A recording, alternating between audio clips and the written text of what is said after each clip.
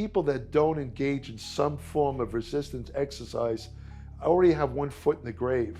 Seriously. I mean, I'm not saying you have to go to the gym and work out 3 hours a day, but you got to do some form of resistant training to maintain muscle mass. You can't do it with aerobics. It has to be resistant training. Everybody, man, woman, I don't care who you are, they now know that. See, in the past, you have to understand, they downplayed resistance. They said, aerobic exercise, forget resistance, you don't need resistance. You got to do aerobic exercise to maintain your cardiovascular system if you want to live long, because cardiovascular disease is the #1 killer. And they play down resistant training. Now they know they're equally important. You need both.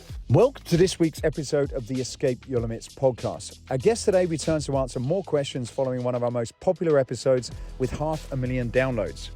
He has a distinguished background as a bodybuilder who trained alongside Arnold Schwarzenegger during the 70s.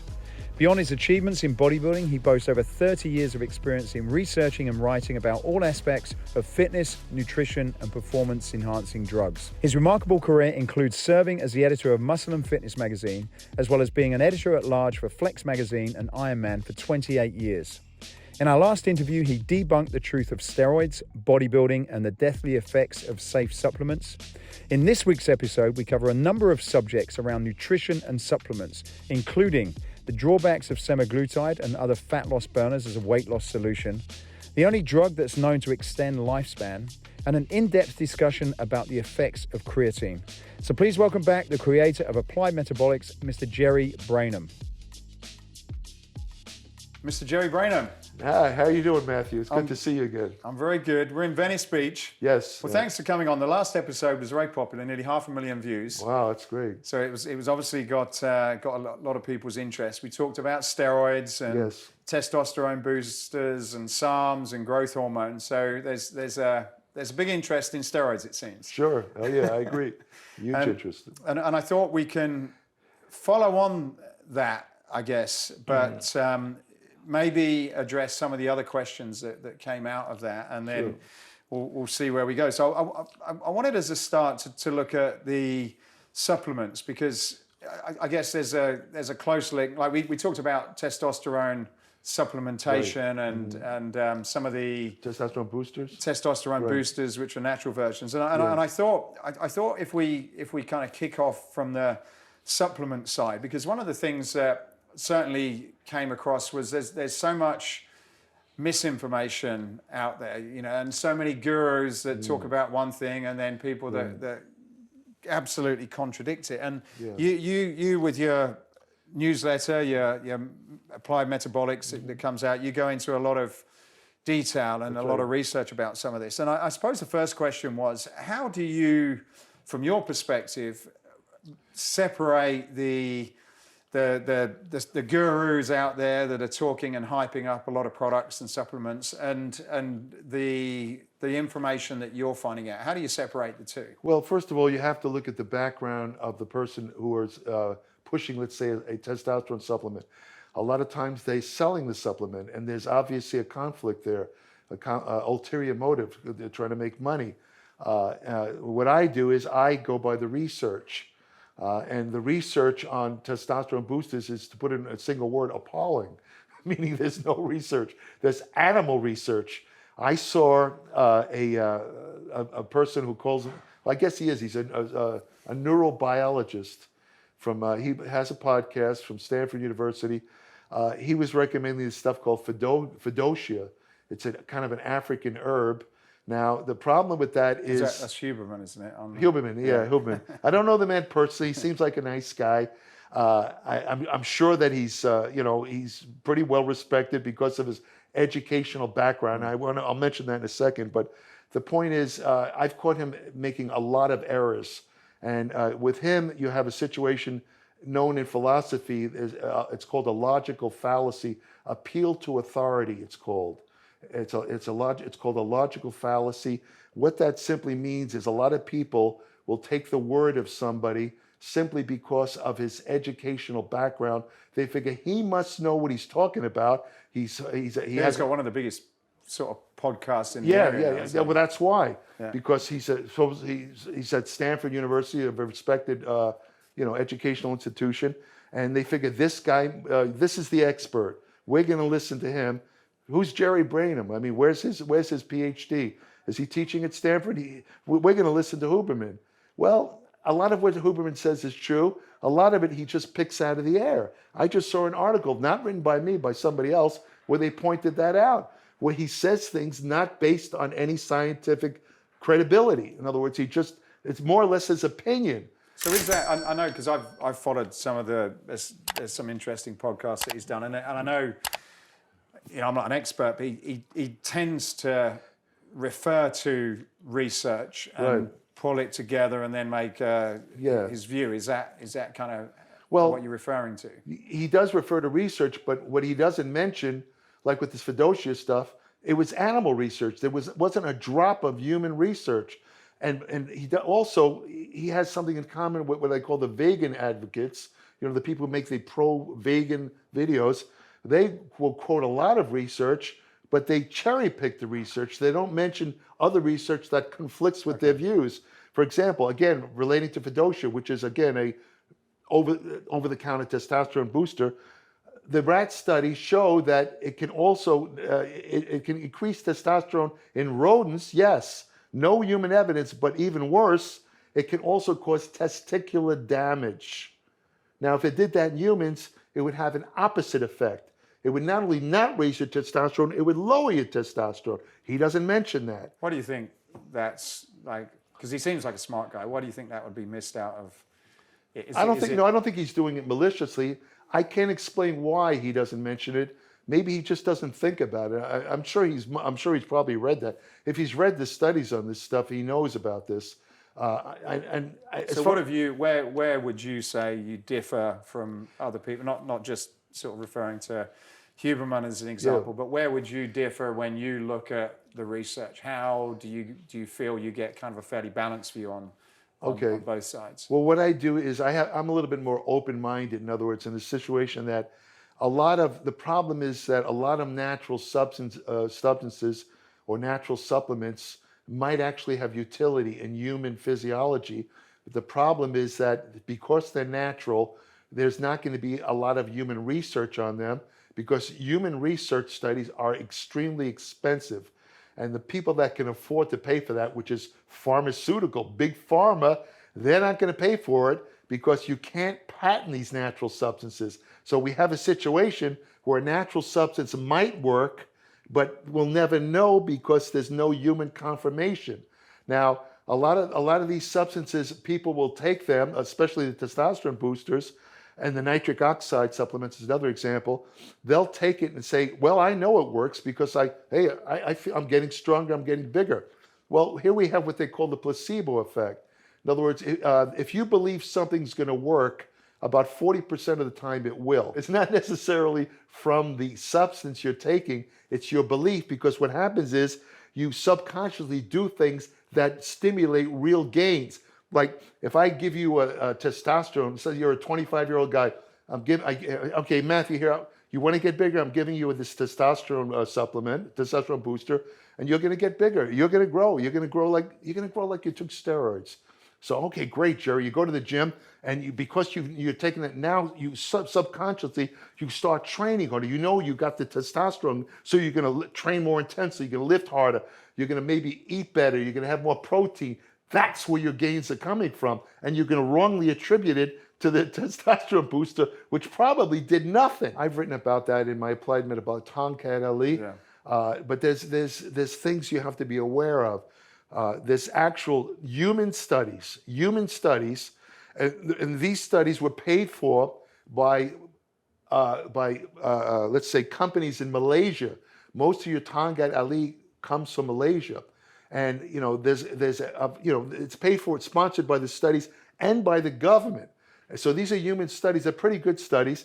They show that Tomcat Ali does raise testosterone, but there's a caveat to that.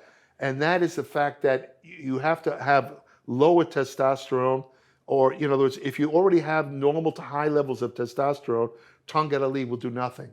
But if you have low testosterone, like let's say a man who's over 40 starting to get lower testosterone, Tomcat Ali will actually bring up your testosterone level. Or if you're a younger man who's overtraining. Now, when you overtrain, you tend to lower your testosterone. If you don't get enough sleep, one night of not enough sleep, let's say 6 hours of sleep, 5 hours, 6 hours, you get a 15% drop in testosterone. And a young man, For even young and old, or just yeah, young? it makes no difference. Wow. And you also get a buildup of certain abnormal proteins in the brain that can set you up for Alzheimer's. That's another story. But anyway, the point being that it's conditional. In other words, Tongkat Ali works, but it's conditional. Introducing the next big thing in functional training, the Escape Barrow, a revolutionary training tool that combines a loaded farmer's carry with a sled push to develop hip, grip, and core strength. Developed in partnership with Pete Holman, inventor of the TRX Rip Trainer and Nautilus Glute Drive, the Escape Barrow can be rolled, pushed, dragged, and carried. The Escape Barrow packs a punch with an impressive load capacity of 440 pounds, and with a two-stage galvanized paint covering process, it's also ideal for outdoor use. So head over to escapefitness.com/barrow. That's escapefitness.com/barrow to find out more. Enjoy the rest of this episode. So is Tongkat Ali something you'd recommend then if you're overtraining and not sleeping well? Yeah, it would probably help. And in what way would you notice that? Like just more energy? Well, probably better gains because testosterone is needed for muscle growth, probably better recovery, and you'd probably feel better. Yeah. Is there any downsides to that? No, not really. There's not. Normal dosages, it's very safe. How do you find a good, because I guess there's a ton of them on the market, how do you then, so once you found that there's a particular supplement, and there's a few that I wanted to talk about here, but let's say you find a Tongkat Ali, listen to what you've said, it's like, okay, I can supplement that. Then how do you go and find the brands that are good? That's a good question, a very good question, because it's funny that you mentioned Tongkat Ali. There's a real problem with herbal supplements because a lot of them aren't what they call standardized. What that means is when you get a drug or a medication, because of the the Food and Drug Administration mandates that every pill, even generic drugs, have to have the same amount of active ingredient. Absolute necessity. Now herbs are not standardized, meaning that one pill can have more than the other. And, there's a problem. And then, because Tongkat Ali tends to be a little bit on the expensive side, the genuine Tongkat Ali, you have a lot of knockoff fakes. So you don't even know if you're taking. That's a real problem. So the only thing I would recommend is to, if you're contemplating using Tongkat Ali, contact the company, ask them for a lab analysis to prove that it's genuine Tongkat Ali. Because you could be buying, who knows what's in there. It could be parsley or something. It might not be anything. So that's a real problem with herbal supplements, is a lack of standardization. That's the biggest problem. One of the things I wanted to ask you about as it relates to supplementation is creatine. Yeah. I was interested in the history, and then is it good or bad, and your views on that really? I think if you were to ask me to name the single most effective sports supplement in the world, I would unhesitatingly say creatine. It's effective for 80% of people who use it. Now you're wondering, who are the other 20%? Well, creatine is found naturally in certain protein foods like meat and fish. If you are one of those people that habitually eats a lot of, let's say, red meat, let's say 3 or 4 times a week, you're getting creatine all the time. So you're kind of in a natural creatine load state.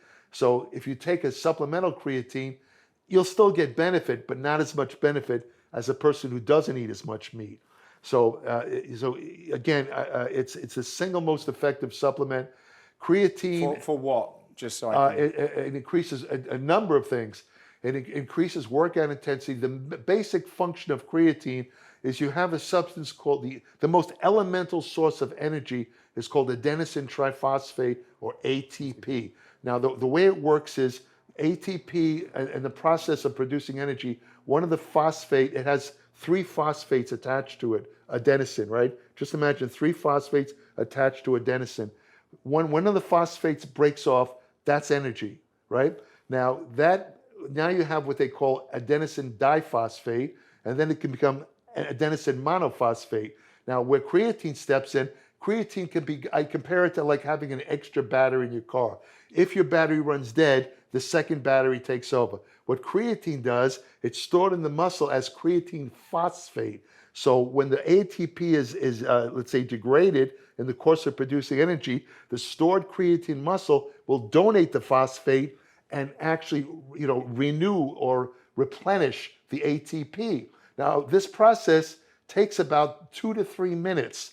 Now, this relates to working out, because if you want maximum strength gains, you want to rest between sets 2 to 3 minutes. Why? Because it takes 2 to 3 minutes to fully replenish the ATP. If you don't rest that long, you're not going to get the full replenishment, and you're not going to have the strength and power. So that's 2 to 3 minutes. 2 to 3 minutes in between sets. Right. Okay, I'm going to come back to that point in a minute, but carry on. Go ahead. Oh, anyway, creatine. A lot of people think it's new.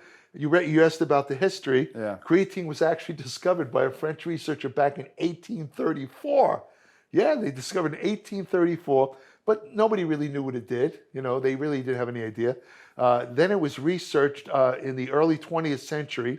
An interesting kind of side note to creatine is that around 1925, they published a study.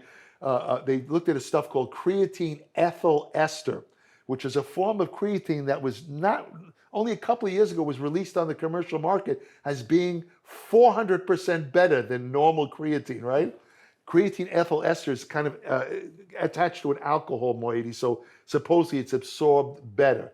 But this 1925 study showed that creatine ethyl ester has no creatine effect whatsoever. But when the people re-released it as a creatine supplement, they left that part out. But then, unfortunately, a couple of other researchers, probably people who sell other types of creatine, analyzed the effects of creatine ethyl ester. Sure enough, they found after 30 minutes following oral ingestion, it's degraded into creatinine. Creatinine is the major waste product of creatine. A lot of people might have heard of creatinine because when you take lab tests, one of the kidney tests is for creatinine, because the body maintains a certain ratio of creatinine, and if the ratio gets too high, it's an indication of possible kidney damage or impending kidney failure. Now, there's a problem with that, because if you do what they call a creatine load, which involves taking, let's say, 30 grams of creatine 5 to 6 days a week, and then you go to have a lab test, you will show an elevated creatinine, and the doctor will want you to take a kidney biopsy to make sure that you don't have damaged kidney, but you don't need it. It's from the creatine, see? So it's been around, but... I remember it in the sort of late 80s.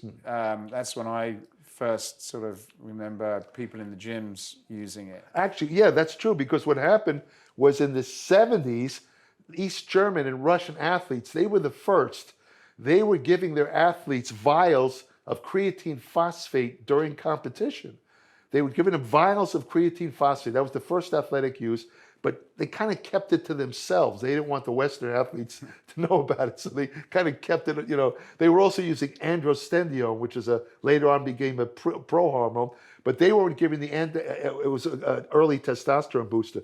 But they weren't giving androstenedione to the athletes to boost testosterone.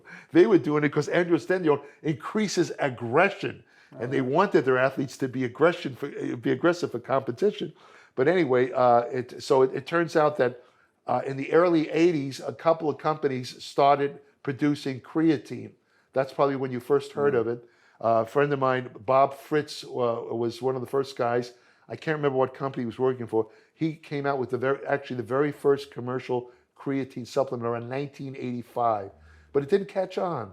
For some reason, it didn't catch on. I don't know why. I remember people. I remember it from the gym, and I remember people sort of mentioning that you would sort of do it for a period and then stop, but you held a lot of water. I remember people saying, and then so you didn't really gain anything. You just sort of blew up with water, and then when you stopped it, you went down. I was curious to know, like, in terms of muscle size, are you getting gains through the extra energy along with some sort of water retention, or is it just all, what's going on there? There is water retention, but it's intracellular.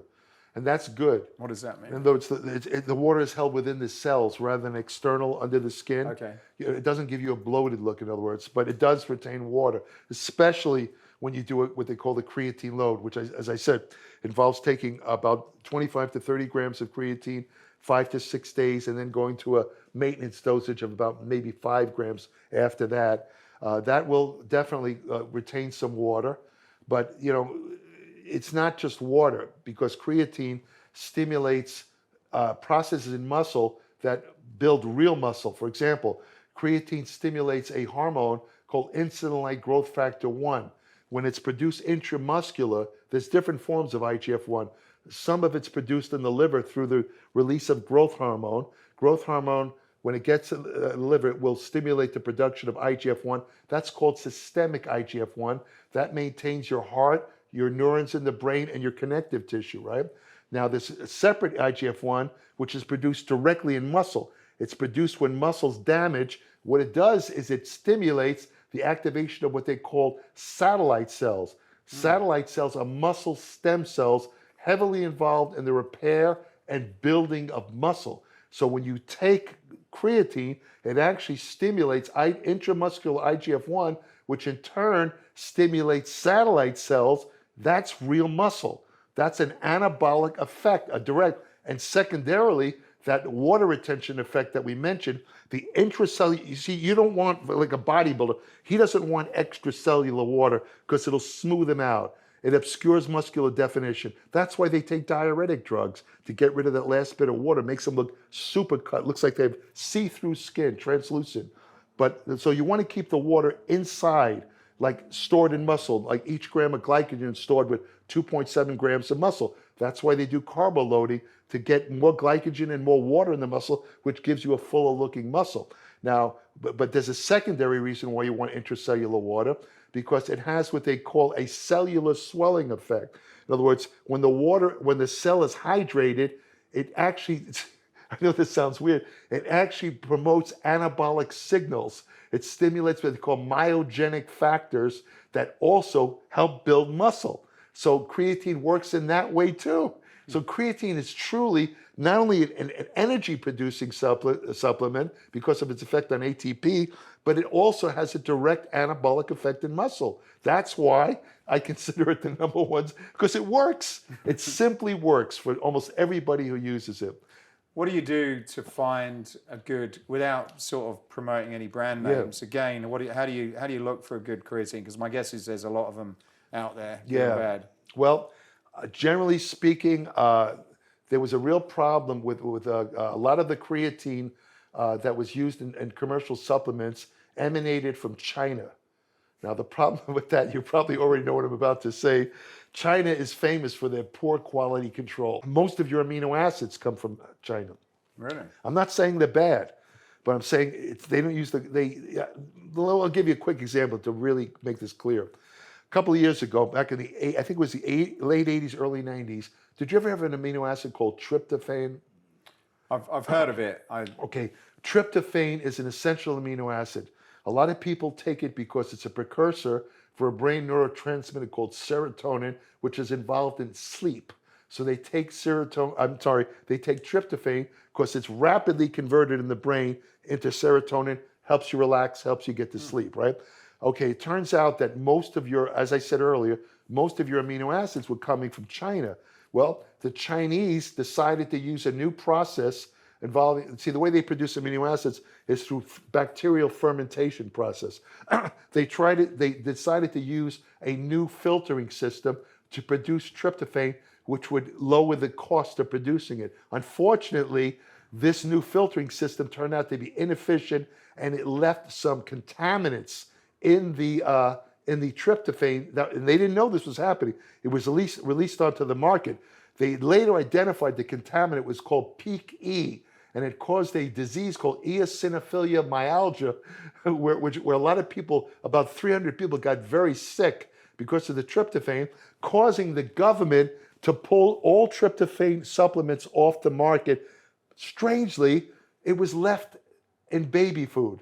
they would still allow tryptophan. Can you figure that out? You would think babies are the most, susceptible, but they said the babies can still have tryptophan, but everybody else can't have it. Anyway, once they identified, they straightened it out, and tryptophan today is very safe. There's no problem. My point is, though, that I tell you that anecdote to illustrate the problem with China is that in regard to creatine. Their creatine also has been found to have impurities. Because of bad processing, the type of impurities is a little bit shocking. I'm sure a lot of people are startled. They're forms of cyanide, which of course is a poison. Now, let me quickly add, I'm not saying if you take Chinese creatine, it's going to kill you. But what you will feel is a lot of people who've taken creatine, they say they get nauseous. They don't feel good. That's your sign that you're using a cheap, crappy grade of creatine. The best creatine, actually, again, I'll name a generic name. It's called CreaPure. CreaPure. It's from a company in Germany. That is the purest creatine in the world. There's a couple other companies in the United States that also make very good grades of creatine. But, there's no reason why a person taking a creatine supplement should have bloating or gastrointestinal issues. If you're having them, there's something wrong with your creatine. Creatine does not do that unless it's a poor quality. That's your tip-off. And recommended dosage, obviously depends on the quality in that, but is it something that you take all the time? I know in my pre-workout, which I'm going to come on to in a minute, it's got creatine in. So how do you have to sort of phase on and off because it might do some harm, or what do you recommend? Another good question, because creatine uptake is determined by something called the creatine transport protein within muscle. When creatine was first introduced in the 90s, that's when it first became popular. They were advised, you were advised to take creatine with a large amount of rapidly absorbed carbohydrate. They were recommending as much as 95 grams of carbohydrate for each teaspoon or 5 grams of creatine. Now, that's a lot of carbohydrate. Now, you say to me, why carbohydrate? Because carbohydrate stimulates insulin, especially a rapidly absorbed form of carbohydrate. Insulin, in turn, stimulates it gets a little complicated. It stimulates what's called the potassium-sodium pump in cells. This, in turn, it's one thing following another. That in turn turns on what they call the creatine transport protein, and that pushes the creatine into the muscle. So they later on, though, they found that it's not even insulin that you need. It's actually, if you really want to turn it on, sodium, because sodium actually turns on the sodium pump. Makes sense, doesn't it? But you don't have to take salt with your. The normal amount of salt in the diet's plenty. You don't have to have added salt. And they discovered that just taking creatine with a quick-acting protein like whey, because some of the amino acids in whey are absorbed fast enough to stimulate a substantial release of insulin, and that also will push you don't need to take any carbohydrates. Now, one issue that came out related to what you were saying, when creatine first came on the market, they realized how creatine is absorbed through this creatine transport protein.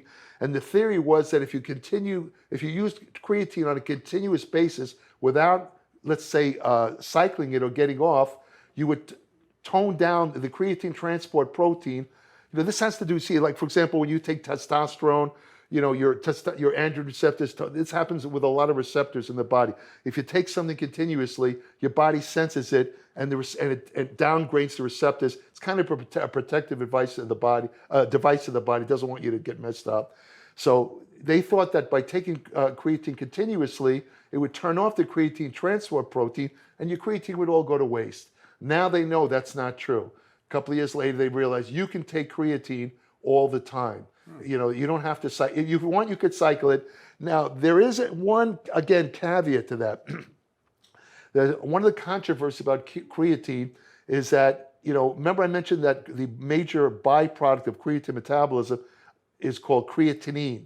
Now, creatinine, again, is excreted by the kidneys. There's a certain segment of the medical population, let's call it, that believes that excess creatine is harmful for the kidneys. And they claim that using creatine all the time eventually will cause kidney damage.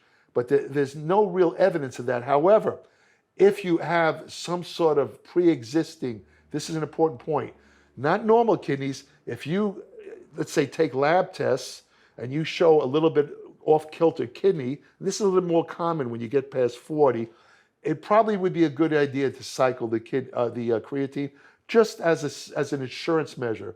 You probably don't need to, but just on the safe side, it'd probably be a good idea to take creatine. If you get off creatine, creatine stays stored in your muscles for 30 days once it's loaded. So you'd have to get off creatine at least 2 months for it you return to baseline levels. Then you could go back on again. How would that, because you mentioned it's in meat and fish, so if you eat that regularly, I guess you maintaining a baseline and you'd have to almost like stop eating that as well, would you? Or no, you could still eat. I'm talking about. You see, they have to understand the creatine supplements are much more concentrated. Okay. 1 teaspoon of creatine, which is 5 grams, that equals the amount of creatine found in 4 pounds of meat. Right. So you'd have to eat a lot of fish. Now, if you're eating, let's say, sardines, which, if I remember correctly, I forget whether it's sardines or anchovies, one of the two, is the #1 actual food source of creatine. It's not red meat, it's the fish. One of those is the richest source of creatine. If you were to eat 5 or 6, maybe 7 pounds a day of that fish, then you'd have a problem because that's like you're still taking a lot of creatine. To my knowledge, most people don't like fish that much, unless you're an Eskimo somewhere. I don't know. Yeah, and with that, would it be fair to say then that if you did have a pretty good diet, that your body does need it, you use it, but you want to be sort of fairly careful in terms of how much over and above you take outside of good food? Oh, you mean the creatine supplement itself? Yeah. Yeah, because remember, your body, for example, makes 1 gram of creatine a day. It's made from the 3 amino acids: methionine, glycine, and arginine.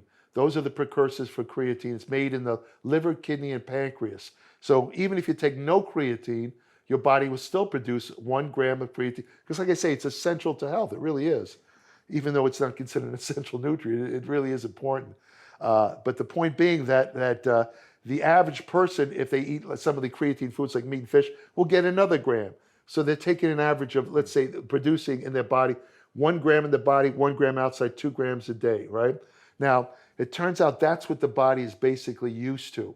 So if you take 5 grams, which is a teaspoon, you're already taking kind of a mega dose of creatine, right?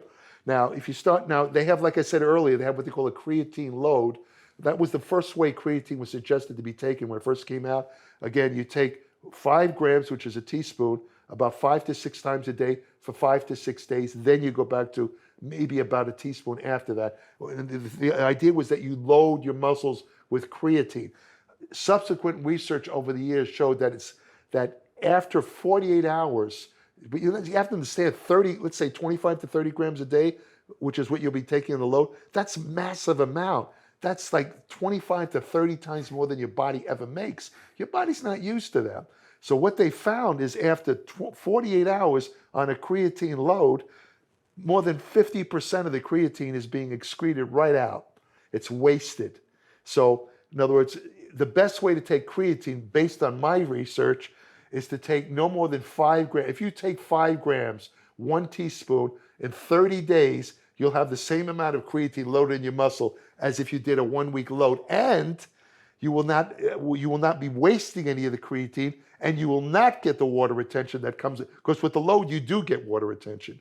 And like I say, even though most of it's internal, if you're, let's say, a track athlete or somebody that's dependent on not having a lot of extra weight, it could be detrimental. So if you take the 1 teaspoon a day for 30 days, there's no problem with the bloating or the water retention. Right. Pre-workout. Mm-hmm. What are your views on this? And I want to start with one that I was listening to one of your videos and you talk about this as being a pre-workout, which is caffeine. Caffeine. So we'll start with one which is sort of fairly natural, and then I'll probably go on to some of the others. But what are your views on caffeine? What studies have you seen on it? Is it a good pre-workout? Are there any risks of taking too much? Yeah. Okay, I'll let you in a little secret now that supplement companies don't want people to know. Almost every pre-workout that I've seen, at least 99% of them, one of the main ingredients is always caffeine. And guess what the most active ingredient is in the pre-workout? Caffeine. So when you buy a pre-workout, most of them, you're basically paying for an expensive form of caffeine. Expensive coffee. Yeah, expensive coffee, exactly, right. So I'm not saying that the other stuff in the pre-workout doesn't do anything, but the main active ingredient is caffeine. There's a ton of evidence. It goes way back. One of the first researchers to show ergogenic meaning improving work performance, was a researcher named David Coastal, who showed that taking caffeine actually spares muscle glycogen. It tends to cause your body to use more fat as a source. It causes your fat cells to release fat, stored fat, more readily. And the reason caffeine does that is because it stimulates chemicals in the body called catecholamines, noradrenaline and norepinephrine. These stimulate a enzyme on fat cells called hormone-sensitive lipase, which causes the stored triglyceride fat to break down into a component of fatty acids and glycerol, and it's released in the blood. And if you exercise and take in some oxygen, like aerobics, you will oxidize that fat. You'll burn it up. So by utilizing the fat, Coastal found that you limited amount of glycogen storage, unlike fat, is very limited. You only have a certain amount in the liver, a certain amount of muscles. If you don't eat food for something like 24 hours, you exhaust all your glycogen, because your body will be taking the glycogen stored in the liver and the muscles and using it, because you're not taking in glucose. It'll be gone. That's what happens when people fast. That's why if you go on, let's say, the popularity of intermittent fasting, if you really want an effect, a lot of people will fast for 16 hours. That's not going to exhaust your glycogen. You got to go 24, 48 hours. And you won't even get, and another reason they go, I don't mean to veer off the topic, but one of the main reasons why people also do intermittent fasting is a process called autophagy, which involves the getting rid of old cells and allowing new cells to reproduce. Autophagy only takes place when glycogen is gone too. So these short intermittent fasts, I'm not saying they're bad and they don't do anything, but you're not getting much autophagy, and you're still on your muscle glycogen. So you're not going to get much ketones. Ketones are only released when glycogen is exhausted, like on a zero carbohydrate diet. So coming back to the pre-workout there. Yeah. Caffeine is good. Caffeine is definitely good because it does help. It really does. There's an extensive body of research showing it does stimulate fat mobilization. Now, you notice I didn't say fat oxidation. That's where people get confused. They hear the word fat mobilization. They think, oh, it burns fat. No, fat mobilization only means that caffeine, as I said earlier, helps you pull the stored fat out of the fat cells into the blood. But to oxidize it, you got to do something. You can't just sit there and burn fat. It's not going to happen. You got to move. You got to exercise. You got to do aerobics. You got to take in oxygen. Fat burns in the presence of oxygen. But caffeine is a superior fat mobilization that does work. Nobody argues that. There's a lot of controversy in nutrition. Nobody argues that particular point about caffeine. I like that statement, actually. I'll use that. Fat burns in the presence of oxygen and movement. Yeah, movement. You got to move. That's what people, people take these fat burners and they sit and watch Netflix. Netflix. That's the chicken channel. No, I meant Netflix. In other words, they watch this, they sit there with the clicker and they take the fat burner. Oh, I'm burning fat. They're not burning fat. You know what they're doing? If the supplement contains caffeine, the caffeine is causing the fat to be released out of the fat cells, but because they're not doing anything to oxidize it, the fat circulates in the blood and goes right back into the fat cell. They call it re-esterification, is a scientific term. Just goes right back in the fat cell. Okay, so the other one, so what is citrulline? Citrulline is I call it the better form of arginine. Citrulline is a non-muscle protein. In other words, it's not incorporated. It's an amino acid, but unlike and they have it it's in pre-workouts. So. Yes, it's in pre-workouts, and I'll tell you why. It's not. It doesn't. Well, actually, I have to. I was just going to say it doesn't. Unlike essential amino acids, it's not involved in muscle building. But recently, studies show that it actually stimulates a substance called the mammalian target of rapamycin, or mTOR. That's the pivotal substance stimulated by exercising amino acids and steroids that builds muscle. It stimulates muscle protein synthesis. So citrulline actually does help build muscle. But the main use is the fact that it's a superior form. It's found naturally in watermelon. In fact, the word citrulline is taken from a Latin word meaning watermelon, believe it or not. So it's found in a couple of other foods, but citrulline, the problem with arginine is that arginine, you have an enzyme called arginase. It's in the gut. It's all over. When you take oral arginine, 40% of the dose is immediately degraded by arginase. And so you only get a smaller percentage into the blood. Now, when you take citrulline, it's not acted on by arginase. What happens is it travels to the kidneys. I'm talking oral citrulline. The kidneys reconvert it back into arginine. Now, once the arginine gets in the blood and meets up with what they call the nitric oxide synthesizing enzyme, it's called endothelial nitric oxide synthase, ENOS. Once it meets up with that, boom, it's converted right into nitric oxide, and you get, the widening of the blood vessels, increased oxygen delivery to the muscles. That's why it's put in pre-workout supplements. It's a good nitric oxide precursor, right. And it's very safe. It's very safe. And nitric oxide, that is generally a byproduct, or do you take that? Is there a way to? You can't take nitric oxide directly because nitric oxide. Hold on.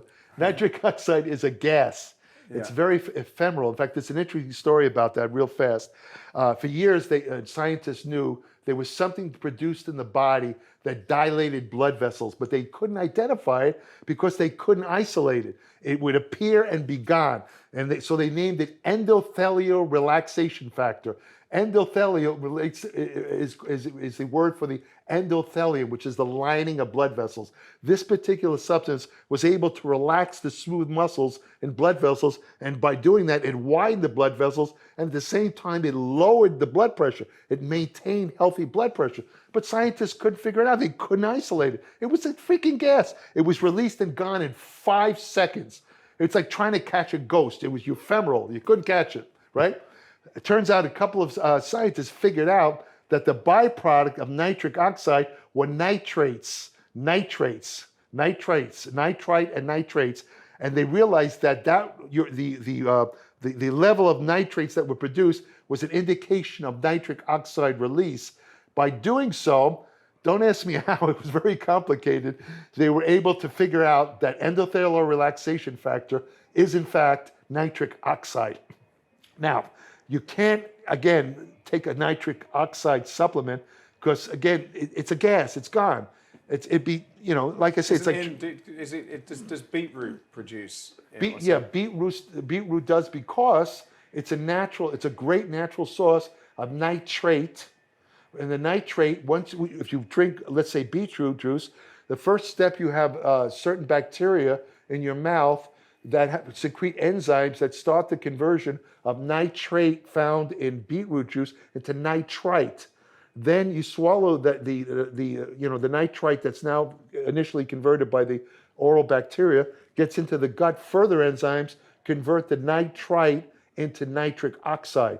It's an alternative method to amino acids like arginine and citrulline. Those are your 2 ways of boosting nitric oxide.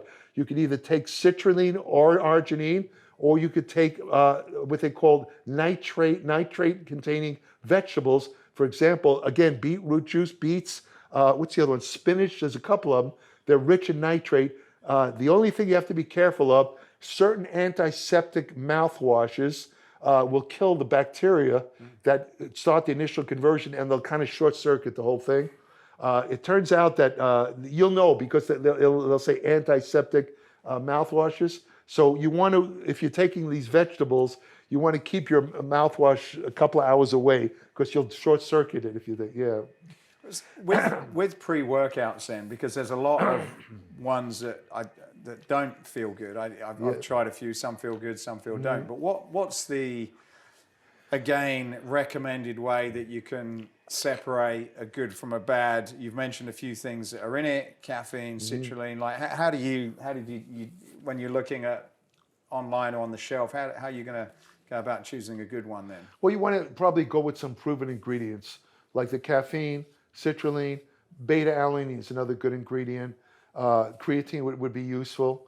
That type of thing. That the problem in my mind with pre-workout supplements is, there's a line from one of the original, what was it, the Tom Cruise movie, what was that?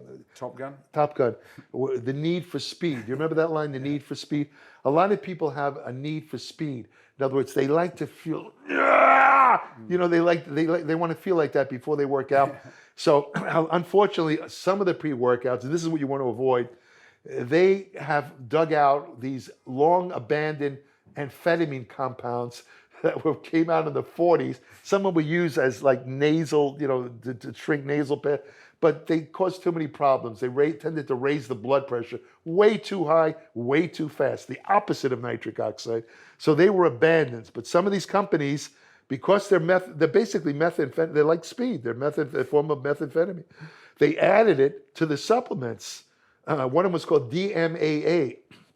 Now, when they started using this, a couple of people, there's an old saying, a lot of people will take a supplement. If it says, take one scoop, they'll take, one scoop feels good. I'm going to take 3 and maybe 4. I'll have that much more energy. Problem is, now you're overdosing. And if it has something like DMAA in it, now you're in trouble, because now you could raise your blood pressure high enough to cause a stroke. And that's actually happened. It happened to a couple of military people where the U.S. Army banned pre-workout supplements that contain this stuff, because again, the problem, you got to be careful, these pre-workout.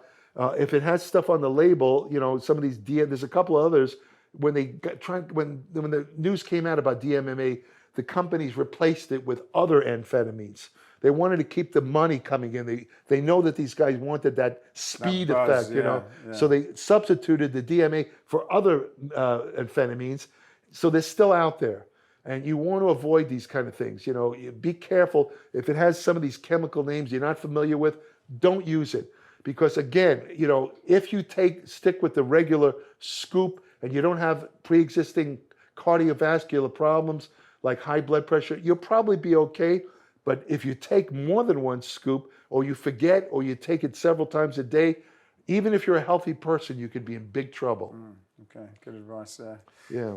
Fasting, you mentioned about fasting. There's a lot of conversation around about this, and I'm a little bit confused. I've tried different things myself. Yeah. The first question is really about intermittent fasting, and you mentioned that you're not really getting a lot of benefits until you've got rid of your glycogen. So what's your views on intermittent fasting? When is it relevant, if at all? And how would you, how would that link into if you wanted to actually train to build muscle? Well, that's a good question, because recent studies, when the intermittent fasting first became popular, a couple of studies showed that only certain forms of intermittent fasting, meaning the longer forms, the ones that were on, let's say, more than a day or two, they were definitely adverse as far as building muscle. They tended to produce catabolic effects in muscle. There was one called time-framed, I think, I can't remember the exact term. It's where you only eat within a certain time frame. Let's say between 7... Time restricted. Time restricted, that's it. Time restricted. That one originally was found to be the best for somebody that wanted to build muscle. Unfortunately, another study came out recently, showed that also can interfere with muscle gains. So, there's a little bit of a problem with that. I kind of have a little bit of doubts about that, because if you follow let's say 16-hour intermittent fast. I do a 16-8, just that's because good, it's convenient. That's fine. But in other words, as long as you get a good amount of protein within a short time of breaking the fast, I don't think you're going to have major catabolic. I think it's nonsensical. I think it's bull. I don't believe that for a second. Now, you're not going to get the major autophagy effect unless you do it for more than at least a day, maybe 2 days. Again, you got to exhaust all the glycogen to get into that. You got to release this stuff called AMPK. It's involved in that stimulates autophagy. But a short-term intermittent fast, for some reason, even if you do like you're doing, is really good for the immune system. Really? It kind of resets it. So, that alone makes it worthwhile. A lot of people will use intermittent fasting as a means of weight loss. Now, recent studies that compared intermittent fasting to your, let's say, normal calorie counting showed no difference. In other words, it's the same rate of weight loss. Why?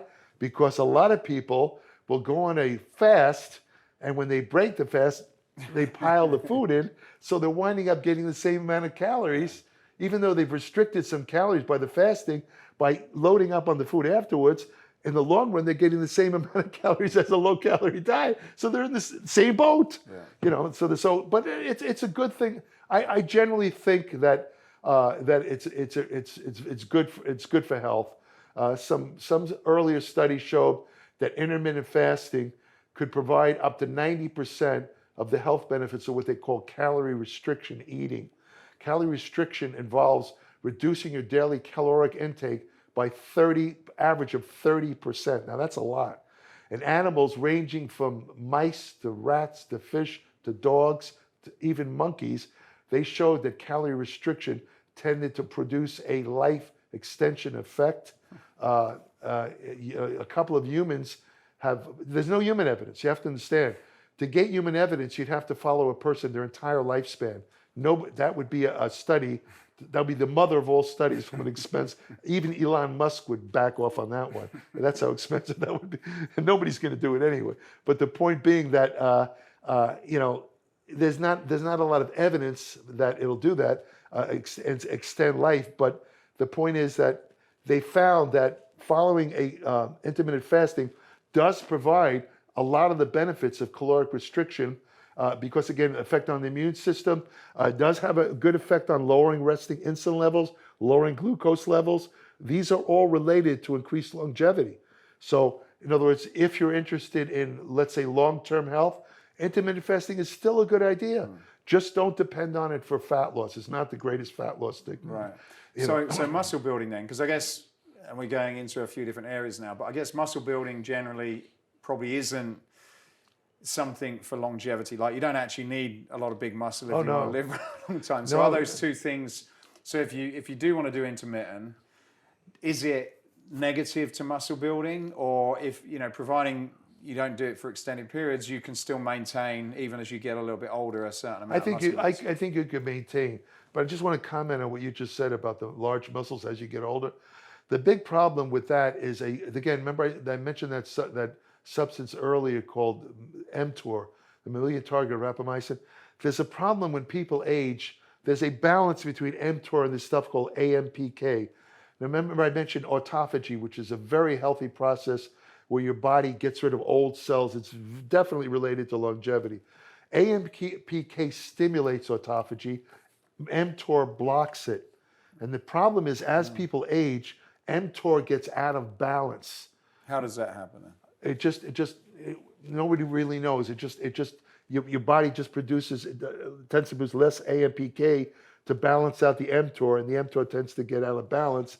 So if you have too much mTOR, is that a bad thing? Very bad, because it stimulates, not only does it cause more rapid aging, it stimulates cancer and cardiovascular disease and brain degeneration. Right. So it's very bad. Now, imagine a guy, let's say 50, 60 years old, still involved in bodybuilding.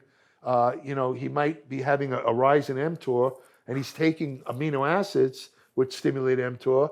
He's involved in weight training, which stimulates mTOR. And maybe he's even taking testosterone, which also stimulates mTOR. So there's a real problem there. They say, well, is that a dead man walking? No, there's things you could do about it. Very simple. What you do to counter mTOR is raise AMPK. There's a lot of nutritional supplements can do that. And guess what? When you do aerobic exercise, AMPK goes right up. Really? Right up. When you take in, if you take in carbohydrates, let's say after your workout, AMPK rises. If you take substances like green tea, certain other substances, AMPK rises. So if I'm just going to do a visual. So let's say you're 60, okay, Yeah. and you are doing weightlifting. You want to maintain a certain amount of muscle mass, which is good, I guess. Right, sure. And you've got like MTOR up here and then AMPK there. So if let's say you do some cardiovascular stuff, does that push this up and then so you're kind of raising both levels, Right. The protein, the weight training will raise MTOR, and protein will raise it. The aerobics will raise AMPK. Okay, all right. So, but if let's say you weren't doing that, you've got a certain. So what are you? Is it kind of like? I'm trying to sort of explain this, but is the goal, even if you've got a reasonably high level of mTOR through weightlifting and testosterone, is the goal to really boost the AMPK above that, which can be done, or to offset that, which can be done through other ways? Yes, that's to what you balance want. It out. That's the key. You want to balance it. You don't necessarily have to have a super high AMPK, because AMPK blocks muscle protein synthesis. Which so is what happens when you're younger then? Like, do you have both of those things in balance? Yeah, you tend to be automatically in balance. You don't have to worry. It only rises with age. I'm not really sure why, but it rises with age. Yes. Now, an interesting side note to this is the only drug thus far produced which is known to extend lifespan even in middle-aged people. Now, you have to understand, I mentioned calorie restriction increasing the lifespan of animals. Very bad, sad fact about that is, for that to happen in humans, you'd have to start it in infancy. And that would cause growth retardation. No one in their right mind is going to do that. But they discovered a drug that actually you could start at 40 or 50 years old, and it will work. It will actually lower mTOR, and by doing so, it extends lifespan. It's pretty certain that it does. It's called rapamycin. Rapamycin was discovered. It's called rapamycin because the native name of Easter Island is Rapamycin or something like that. And this stuff was discovered in it was like a fungus growing in the soil on Easter Island. They isolated this stuff, made it into a drug called rapamycin. Rapamycin is used medically as an immunosuppressant. They give it to people who have kidney transplants to prevent the rejection of the kidney because it downgrades your immune system. But it also inhibits mTOR. So a lot of people right now are taking, including some of the people that you've seen on these videos, they're taking smaller doses, maybe 6 milligrams of rapamycin twice a week in the hopes of, and these are older guys, of getting the life extension benefits. Now, I thought about that myself. In fact, I read of a study where when they give it to dogs, it extends the lifespan of dogs an average of 3 to 4 years. And I said, gee, I got to get a hold of it and give it to my dog. He gets some doggy gummies. Yeah. I mean, there's an actual ongoing study where they're giving rapamycin to dogs. It's going on even as we speak. But anyway, the thing is, I thought about it, and then I said to myself, I looked at the side effects. First of all, it's an immunosuppressant, is rapamycin, right? And then even with the small doses, in this age of COVID, and all these people walking around with diseases, do you really want to take something that's going to depress your immune system? No, I don't think so. So I chose not to take rapamycin. My technique is to do exactly what I said earlier, to try and alternate raising my AMPK, and at other times when I want to maintain the muscle, I raise my mTOR. And I do that by taking amino acids, protein, and weight training. And is this a balance that you do like on a daily basis? Yeah, I don't consciously say, well, now I'm going to do at 3 o'clock I'm going to take my. No, it's just a natural. Also, I take a drug called metformin, which is used for pre-diabetes. It also happens to be a very potent AMPK stimulator. That alone, even if I did nothing else, that would raise my AMPK. Unfortunately, because it raises AMPK, it also interferes with muscle gains. A lot of people will tell you, don't take metformin on the days you work out because it's going to block your muscle gains. So how do you sort of balance those two? Because it sounds like it's quite complicated. Is there a general rule of thumb that you can, because obviously you want the mTOR because you want to build it, but you don't want too much, and you want the AMPK to keep it under control. Yeah. Without some sort of sophisticated measurement tool, how do you figure that out? Well, what I do these days is I focus on basically trying to boost AMPK a little bit more than mTOR. In other words, I take in protein, I work out with weights, but at this stage of the game, I'm not concerned with trying to build 20-inch arms or anything like that. I'm more interested in health and longevity, and if raising AMPK will tend to promote that, that's what I'm going to focus on. If I was younger, I would probably be the opposite, meaning I would definitely, let's say I was in my 20s, early 30s, then I would reverse the focus. Now it would be on mTOR. I wouldn't even be concerned about AMPK. It's only when you get older that So what sort of age are we talking? About 40s, I'd say 50s? a little older than that, about 50, right. 55. Right, Yeah. okay. So when I work out, I'll do. I kind of always start my workout with a bit of like a run. I like running outside, not too long, but 20 minutes cardio, and then I'll do my weights. And I know probably not the right way of doing it, but when I'm doing my cardio, is that sort of something? Is that raising my AMPK? And then when I'm doing my weights, I'm sort of. It is raising your AMPK, but I don't think it's going to really interfere that much with the gains, because as soon as you start to lift the weights, it's going to reverse. But will that help to sort of balance it? Yeah, it would. If I didn't do any. Yeah, no, it would definitely help to balance it. But as soon as you start to lift the weights, you're going to get the message. Your body's going to send out a signal to boost the because you're basically working your muscles. You'll get a kind of signal to kick out mTOR. Yeah, so there's no real problem. The biggest problem with doing aerobics prior to resistance training is that if you do it too much, let's say you do an hour, you're going to exhaust the glycogen that should be, because you have to understand, resistance exercise, the number one fuel is muscle glycogen. You know, you might have heard the term hitting the wall. You know, some of these runners, long distance, when the glycogen runs out, they're like, they can't even move. The muscles seize up, basically. Yeah. I mean, it never happens with weight training, but still. In other words, the only problem I see with doing aerobics first is that, you'll be using some of the glycogen that might be used in the resistance. That's the only problem. Right. But as a simple kind of takeaway from this, particularly as me, as I'm in my sort of mid-50s almost, do some cardio, because that's going to assist with the AMPK. That's right.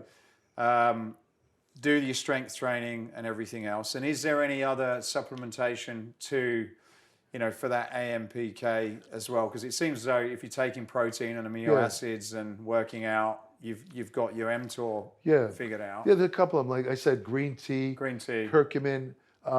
It's a couple of them. I can't remember them offhand. There's about 10 of them that actually will raise AMPK. I don't remember. Those are the only two I remember offhand. And then coming back to the original thing, which was fasting then. And so does the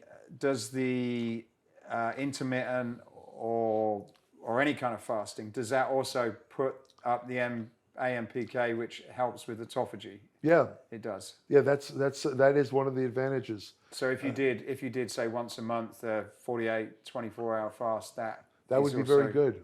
Good. Yeah, I know. There's I think his name is Vincent Longo. He's a longevity researcher at USC. I think he said once or twice a year he goes on a 5-day fast. Wow. Doesn't eat anything for 5 days, just drinks water, I guess it is, or tea or something. Now that is definitely catabolic. That's tough, right? And if you look at the guy, he doesn't have much money. I mean, he's a scarecrow. The guy has he's like one of these sticks over here. He's not interested in muscle.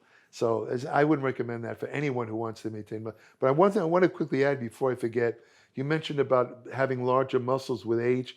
Not necessarily larger muscles, but you want to maintain as much muscle as possible, because there's been a slew of studies recently showing that losing muscle, it's a condition called sarcopenia, when you lose muscle with age, has a direct relationship with increased mortality. Meaning the more muscle you lose and the faster you lose it, the faster you're going to die. So what that boils down to from a practical sense is that people that don't engage in some form of resistance exercise already have one foot in the grave. Seriously. I mean, I'm not saying you have to go to the gym and work out 3 hours a day, but you got to do some form of resistant training to maintain muscle mass. Can't do it with aerobics. It has to be resistant training. Everybody, man, woman, I don't care who you are. If you're past 40, if you want to live, live assuming you're doing everything right, you're not smoking cigarettes and eating a lot of garbage. You have to do some sort of resistance training. You really do. It's absolutely essential. They now know that. See, in the past, you have to understand, they downplayed resistance. They said, aerobic exercise. Forget resistance. You don't need resistance. You got to do aerobic exercise to maintain your cardiovascular system if you want to live long, because cardiovascular disease is the #1 killer. And they play down resistance training. Now they know they're equally important. You need both. That's what the new research shows. No, that makes sense. Yeah. With the fasting and there's obviously going to be some muscle loss as a result of it. And earlier you talked about these satellite cells. Right. Yeah. Stem cells, muscle stem cells. Yeah. Was it did you call them? What they called satellite cells? Satellite cells. Yeah. Satellite cells. Right. So if you so say for example you fast for a long time, are you actually losing those, or do they rebuild again? Or so when you lose muscle, what is it that you're actually losing? Are you losing fibers? Are you losing like mass to the muscle? And if you lose it, can you put it back again? Yeah, there's probably a loss of activity of satellite cells, right, which will eventually equal muscle loss, and also there's a atrophy of the muscle fibers itself. From that, because it's a use it or lose it system. If you don't use the muscle, you lose it. It just basically fades away. That's the way muscle is. Body's a machine from head to toe, works on a use it or lose it basis. Whatever you don't use, you lose, including brain cells. People that don't read, don't stimulate their brain, chests or whatever, they will lose their brain eventually. They're going to show much more brain degeneration than somebody comparatively who stimulates their brain. And I'm not talking about those brain games. I'm talking about stuff that you're really learning new things, like learning a new language, learning how to play a musical instrument. This is like muscle building for the brain, because it stimulates. You heard this saying about losing brain cells. Well, now they know that that's kind of been exaggerated. Yes, you lose brain cells as you age, but they found that in the area related to memory of intelligence, an area of the brain called the hippocampus, you can actually develop new neurons. They never knew that years ago. In other words, they know the brain has a certain level, what they call plasticity, meaning the ability to kind of renew itself to a certain extent. And when you use your brain, when you stimulate it, let's say you've lost a certain amount of neurons or brain cells in a certain area, you stimulate what they call dendritic outgrowths, which bypass the bad neurons and interact with the live neurons. So it equals you haven't lost anything. In other words, it's kind of like a self-repair of the brain. But it only happens if you use it. If you don't use your brain, this doesn't happen, and the brain just goes right down. Coming back to the conversation we had, so I guess you lose muscle if you don't use it. Yes. Use it. What's the difference between building a sort of a muscle base when you're younger, like in your 20s, and not having that and suddenly starting when you're 40s? Because I certainly know for myself, I can quickly pick things back up again. Right. In my 40s and 50s, I was working out since I was 15. So you can pick it back up. Where friends that have never done that, they seem to have a lot of work to do. So if you start when you're younger, are you laying the foundations that is easier to build back on again, or is it just a psychological thing that you think you're doing it but you're not really? No, there's a scientific basis to it. It has to do with what they call myonuclei, which are related to satellite cells. Satellite cells work. One of the reasons why they help build muscle is they contribute what they call myonuclei. Muscles are multinucleated, whereas normal cells only have one nucleus. Your muscles have several. And they call that something about the domain. I can't remember the exact term. But the point being that when you work out, you stimulate the development of new myonuclei. Now, if you don't work out, you mentioned about not working out, what happens? The muscles will atrophy, but they will shrink. The satellite cells go quiescent, but the myonuclei that you previously developed from exercise remains. This is called muscle memory. This is an old term, muscle. Everybody uses the term muscle memory because they notice that you could lay off for a while if you've been working out, and you come back and you gain the muscle back. And they termed it muscle memory, but nobody knew the basis for it. But then they found it was this myonuclei. In other words, you get this additional myonuclei, which as soon as you start working out again, it's like you wake them up. And it's like as they wake up, the satellite cells wake up, and boom, there you're right back again.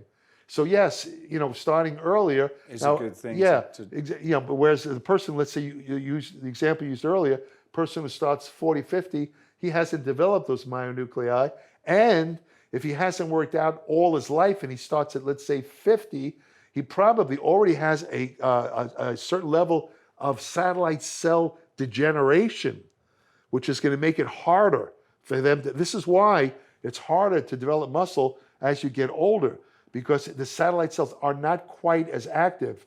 In other words, if you continue to engage in resistance exercise, you'll go a long way towards maintaining satellite cells, which is very important for maintaining muscle, but there's still a certain amount of inevitable loss that prevents, let's say, a 80-year-old guy, or let's say, that's too much, 70-year-old guy from looking like a 25-year-old champion. But you can't get that, even if you're the same person, you can't get that same. Frank Zane at 80 cannot go back to the way he looked at Mr. Olympia because of these changes in the muscle. He could stay in good condition for his age, maintain a good amount of muscle if he continues, and I know Frank does it, continues to engage in resistance training. And same with Arnold and all these other guys. You can't get that same look again because, again, there's a certain amount of loss inevitable. But if you've never worked out and you start at, let's say, 55, the degeneration of the satellite cells has already occurred. Doesn't mean you can't put on muscle. It's going to be just much more difficult than a guy who was previously worked out, like the example you used. Right. Okay. Yeah. I want to go on to fat loss, getting ripped, getting in good shape. There's a bunch of things. We talked a little bit about fat burners, which I want to pick up again. Yeah. And there's also now the new drug, which I'm sure you know about, which is the semaglutide version. Right. What's your... Let's start with semaglutide. What's your thoughts on that? Okay, it really works. But let's look at how it works. Now, first of all, I have to say on the onset, semaglutide, let me call it Ozempic. Yeah. I have a little trouble pronouncing semaglutide. Ozempic, and there's a couple others, Wegovy, something like that. I don't know where they come up with these names, but anyway, the point is that it definitely causes weight loss, and almost everybody uses it. What's the mechanism? It's what they call a glucagon-like peptide 1 agonist. Let's call it GLP-1.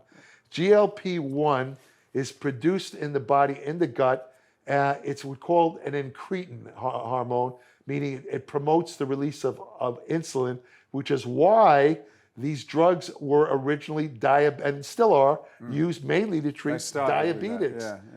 They weren't meant for weight loss. As a side effect, people who were taking the drugs to, let's say, control their diabetes started to lose 20, 30 pounds. And, the drug companies, they always see the dollar sign.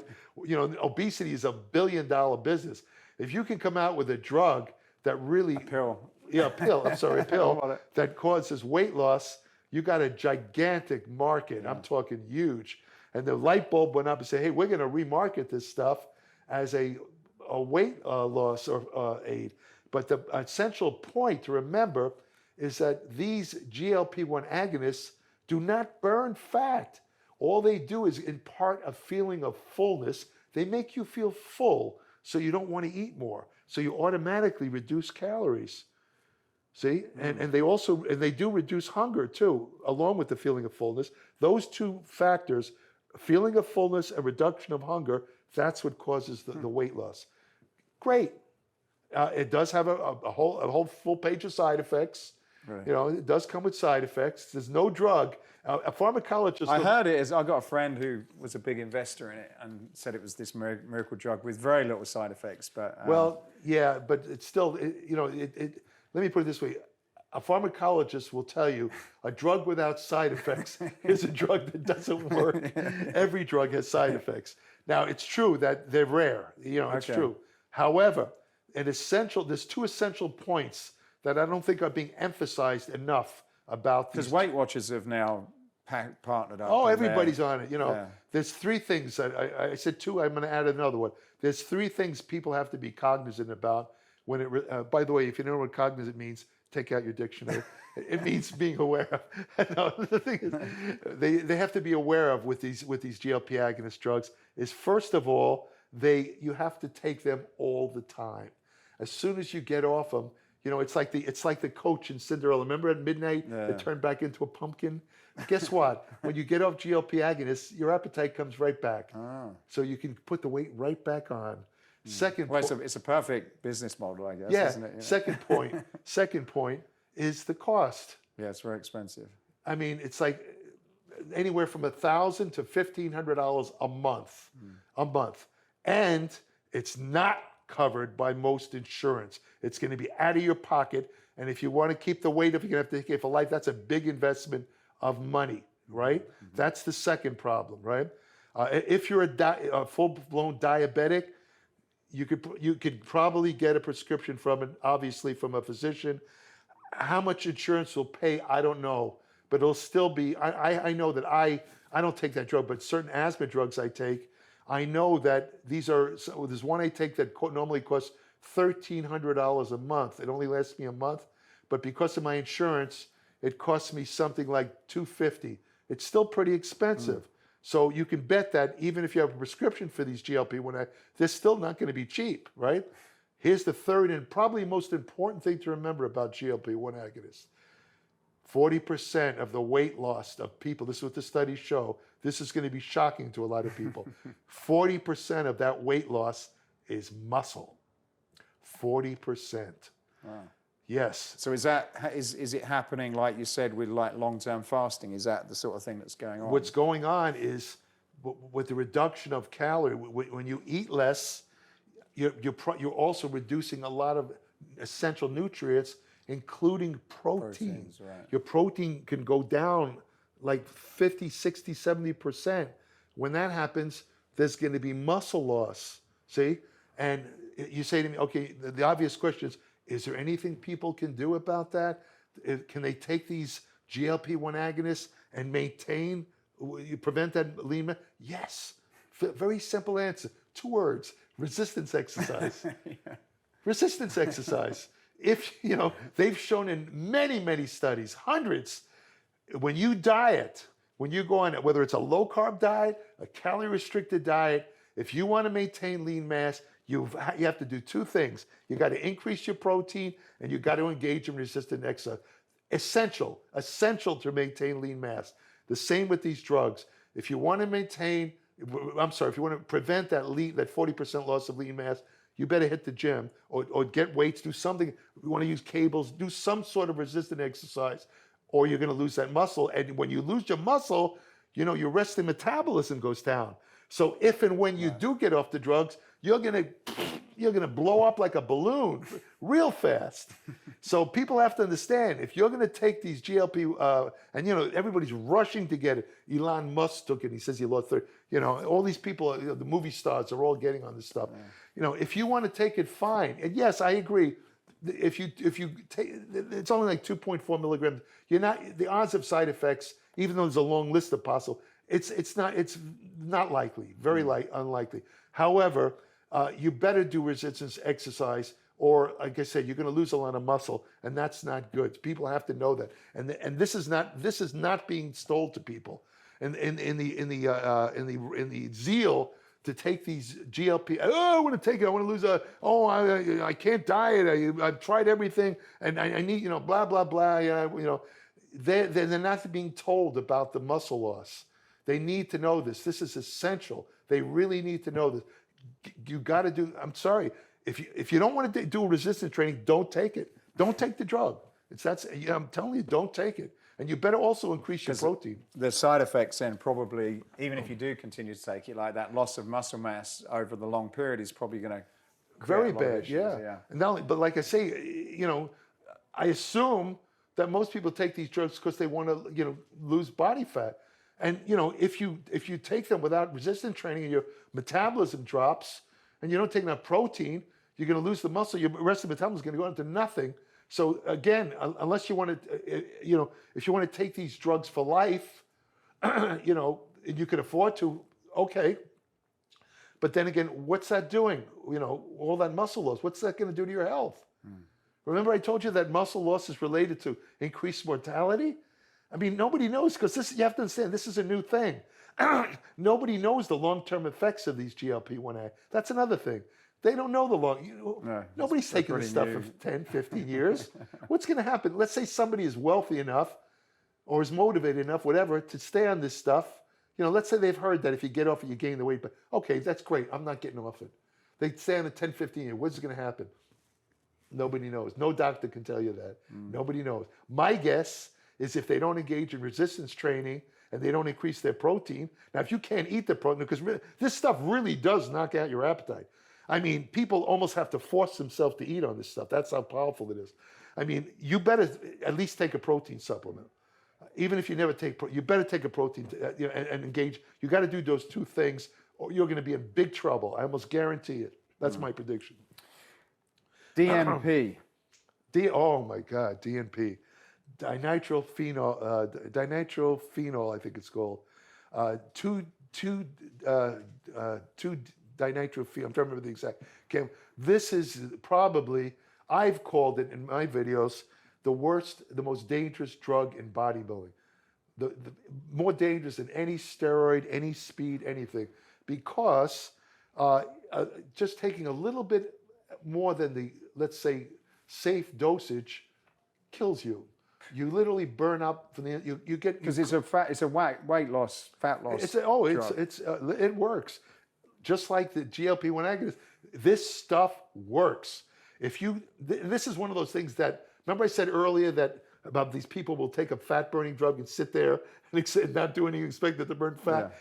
This stuff, you can't sit there and not do anything, and you will burn fat. You can burn 1/4 pound of fat a day sitting on your behind if you take this stuff. Sounds good, but if you take one drop too much, your body basically, you cook from the inside. It raises your metabolism 50% higher than any thyroid drug. And this stuff, it's an interesting history. I got to tell you, it's really interesting.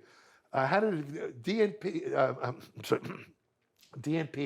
came about because French munition workers during World War I, DNP was used in the manufacture of dynamite. And in these munition factories, the DNP got in the air, dust. The munition workers, factory workers, they were noticing two things. Their skin was turning yellow, and they were losing a lot of body weight. They were losing a lot of body fat. So eventually, this caught the attention of a couple of doctors, and they isolated to the DNP from the dynamite manufacturer. So in the 20s, they decided to remanufacture it into a weight loss drug. DNP has the distinction of being the very first weight loss drug in the 1920s. And even worse, it was sold over the counter. You could go in a drugstore, buy it right off the counter. It had about 50 different trade names. But around the early 1930s, for some reason it affected women more than young women who were using it started getting cataracts. You know, and I mean a lot of young women, they're getting cataracts, and it was from the DNP. So what the government had no protective agency to monitor over-the-counter drug, nothing. You know, the government, to counter that, set up a brand new agency because of DNP. Today we call it the Food and Drug Administration. The very government agency that monitors all drugs was started because of DNP. And they passed a certain law, a Food Something Act, and it established the Food and Drug Administration. But DNP then disappeared into, disappeared for a while, for years. Then it turned out there was a doctor who had a weight loss clinic down in, who knew about DNP. He had what he called a bariatric clinic. He was treating people who wanted to lose weight. Today, these clinics would probably give out GLP-1 agonists, but this was in the 80s. So he started giving his patients DNP. And again, most of them were women. I don't know if he got a lot of cash. He claimed that he treated thousands of patients, but apparently there was some medical problems. He was warned not to do it, but he was making so much money, he kind of ignored it. By then he had a whole chain of clinics. He's making a fortune because it worked. The word is spread. Hey, go to this doctor, man. You're going to lose the fat. It really works. I don't know what he's giving you. He gave it a different name. He gave it his little trade name. But what happened was, a couple of people were getting sick. So the FDA closed him down and he went to prison, lost his license. While he was in prison, he was in a cell with a guy named Dan Duchaine. I don't know if you heard about it. Dan Duchaine wrote a book called The Underground Steroid Handbook in the early 80s, which was the first book which described how to use anabolic steroids for bodybuilding purposes. He was called the steroid guru, was what they called him. He was in jail with this doctor, and the doctor told him about DNP. So Duchaine came out, and he got together with a couple of other guys, and they decided they repackaged DNP and started giving it to bodybuilders, a couple of pro bodybuilders. Sure enough, the pro bodybuilders used it and lost body fat. And they gave them specific instructions. Don't take any aspirin with it. And, don't do this, don't do that. They told them what not to do. Don't, this. And, but what happened was Duchaine went to jail for another reason. I think it was either clenbuterol or GHB, I don't remember. He went back to jail. And, this stuff, again, kind of disappeared for a while.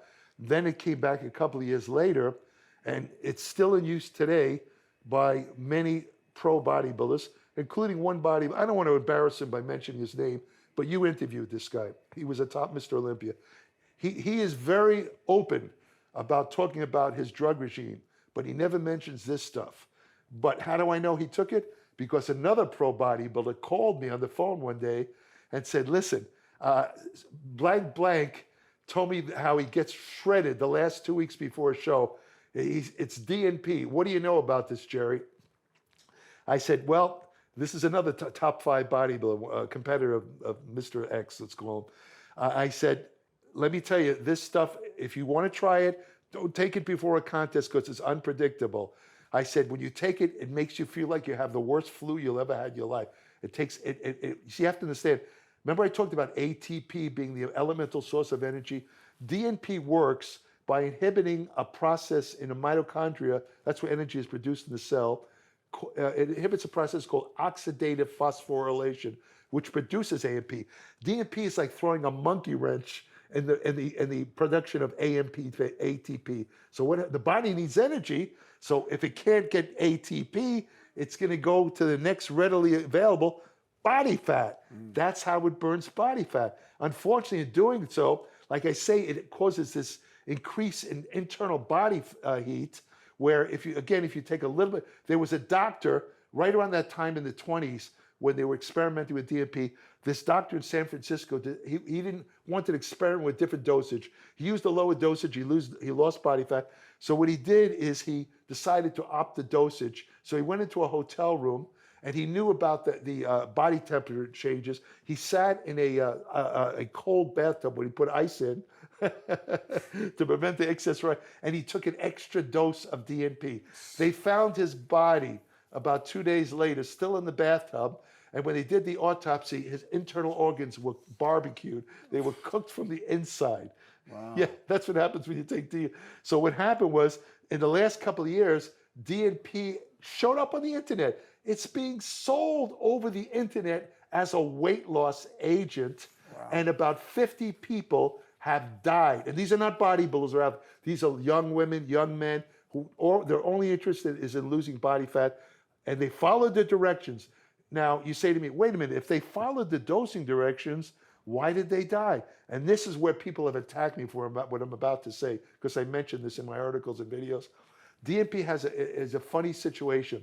Some people have a genetic quirk where instead of being metabolized, the DNP dose stays longer in your body. So if you take it day after day, it builds up cumulative. By the 3rd or 4th day, you've now reached a toxic dose and you die. That's what killed these people. That's the real danger of DNP. You don't know if you're one of those people. There was a famous basketball player years ago, Len something, I can't remember. He went to a party and they were doing cocaine. He took, snorted this. He didn't know that he lacked the enzyme that breaks down cocaine. Genetic mutation. He lacked the enzyme. In 2 hours, he died. This is a kind of an outlier situation. You don't know whether you're one of those people that doesn't break down DNP. It can kill you. That's why I still maintain it's horribly dangerous. And I always tell people, I didn't use steroids when I was a competitive bodybuilder. I didn't use any drugs. But I didn't know as much about steroids then as I do today. But I tell people that, in relation to DNP, I probably admit that if I knew back then what I know today about steroids, yes, I probably would have taken steroids. I admit it. But when it comes to DNP, no way. I would not put my life on the line. No chance. And yes, it really does work, but it's super dangerous. I wouldn't recommend that to my worst enemy, that stuff. Well, I know we've got a lot of time. I always have more questions and time with you. And I wanted to finish off because there were some questions about women. And go ahead. We talked a lot last time. I'll just find my question now. We talked a lot last time about steroids, and some of the questions that we got was around women's health and hormone replacement and menopause. And I just wondered if there's any, for general fitness and looking good, I just wondered if there's any information that you've got on that specific topic, and particularly when women reach menopause. Well, there was a controversy related to that. Women take estrogen replacement therapy, and there was a controversy where they thought that it might interfere with, let's say, muscle gains or fitness gains in women if they were taking these type of drugs. But now they know new research showed that it doesn't. It doesn't interfere. The biggest problem with these type of hormone replacements was that estrogen itself, there's 3 types of estrogen. Estradiol, which is also called 17-beta estradiol. Then there's estrone, and there's estriol, I believe it's called. Those are the 3. By far, the most active is 17-beta estradiol. Let's just call that estrogen for simplicity. That hormone has the distinction of being the only hormone that's recognized as a carcinogen, not testosterone, estrogen. It's known to stimulate cancers of the breast, uterus, and possibly prostate. So the early birth control pills were very high in estrogen, and women were getting cancer, sure enough. When they realized that, they realized 2 things. If you balance out the estrogen by adding some progesterone, it more or less neutralizes the cancer effect. And if you lower the dosage, greatly lower the dosage, you get the same estrogen benefits, like women who've had, let's say, hysterectomy, you get the same benefits without the cancer risk. So that's what they do now. Today they have low dose and they're fairly safe. They do not interfere with athletics or bodybuilding, so they're pretty safe. Yeah. And with wait, real quick though. Yeah. Just for again a side note, there's a form of estrogen very few people know about what I'm about to tell you. It's called 17 alpha estradiol. 17 alpha, not beta. Right. 17 alpha has no estrogenic effects in men, but what it does, it actually increases longevity. They think it does in humans, and it's not. They're not 100% sure. In animals, all male animals they give it to live longer. Just wanted to throw that in, but it has no estrogen activity. So for women then, like if they do have any hormone replacement, are you saying then that they should sort of look at estrogen? If they're having stuff like hot flashes, it's called vasomotor instability is medically termed. Then the estrogen, that's caused by a lack of estrogen, causes sudden dilation of blood vessels. It's with the hot flashes. So if they're having, let's say, menopausal symptoms, yeah, then take hormone replacement therapy. Right. It would definitely make them feel better. There's no question about it. But I kind of compare that to testosterone replacement therapy in men. In other words, there's this big thing about low T, low T. Every man who over 40 should get on. I don't agree with that. I believe my philosophy about that is if you're a man past 40, don't get on testosterone until you really need it. as shown by at least 3 lab tests showing low testosterone. Because once you get on testosterone, it's lifetime. It's not cyclical like the steroids where you get on. You're supposed to take it the rest of your life. So, same with women. So if you're a woman, you would get a number of tests to see for what? What would you or test or if you're symptomatic, if you have these hot flashes, if you have women have problems with older women, they don't get vaginal lubrication, so sex becomes, it's called dyspareunia. It's very painful to them. That's also caused by, that could ruin relationships. That's also caused by a lack of estrogen. So if they're having these kind of symptoms, you would get a test to see. Yeah, exactly. And generally, it's because you're low in estrogen. Yeah, you want to go to OB/GYN and get tested. But if you have if you then supplement estrogen, you have to be careful because there's a risk of cancer. There's always a risk. Yeah. You have to be monitored. Well, the same with testosterone. I mean, you need to be not so much the prostate care, but it's a good idea to be monitored, because of the effects on blood lipids, that kind of stuff. You just don't want to take it willy-nilly. You got to be watched. And with I think we touched on it last time, but I can't totally remember. But you also, with cancers, even in men, prostate, there's sort of thoughts that high testosterone causes that.